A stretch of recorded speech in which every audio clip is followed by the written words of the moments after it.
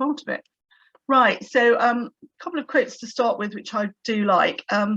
Even the great Einstein said that imagination is more important than knowledge. And if you look at the sort of way that people are educated these days, you'd think that nobody ever listened to Einstein, because most of the way we test people is about how much they know, not the way that they think. But genuinely, I think that the really strong thinkers in the world aren't the most academic people, and we all know that many of them dropped out of college because they found it constrained their creativity.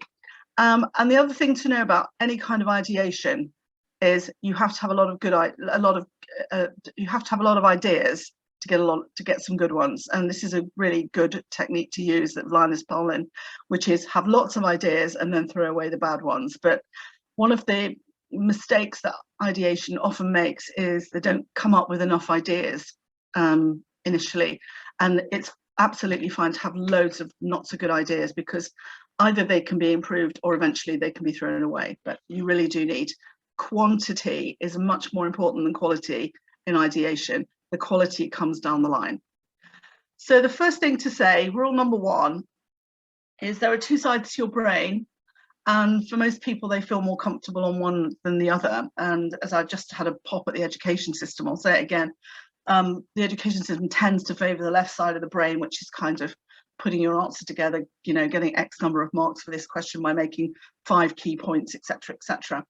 And the right side of the brain, the more creative side, is less developed and less examined in people these days, and that's a real shame. So what you try and do in a workshop is you try and make sure that both sides of the brain are, you know, both being exercised simultaneously, and that tends to produce the right sort of level and the right sort of number of ideas.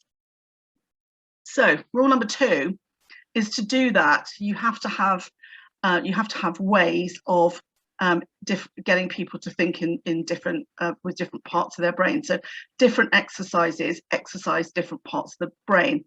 If you only do linear type exercises, you will get too many left field type ideas. If you only do abstract or lateral type exercises, you'll get too many right side ideas. So you need to mix it up. And here's a nice little image to show what I'm talking about. So on the right side of the brain, you have sort of divergent thinking, which is basically encouraging you to, you know, think way outside the box, you know, way outside the box. And on the left side of the brain, it's more convergent thinking. Well, if we do this, if this exists and this is successful, well, if we just tweak that, then that might work as well. So, if Muller have a yogurt and it has chocolate balls in the corner and vanilla thing, then one that has salted caramel and toffee balls might work just as well. That's pretty, you know, logical, isn't it? Okay, but if Muller have a yogurt, with a vanilla and chocolate, but then they launch one that's Greg's sausage roll flavored, that might not be quite such a good idea. But hey, it's an idea, isn't it? Then number 3 is, in order to do your workshop, you have to basically put together a series of exercises that basically kind of help people to flip from one to the other, not get too comfortable in one type of thinking, and mix it up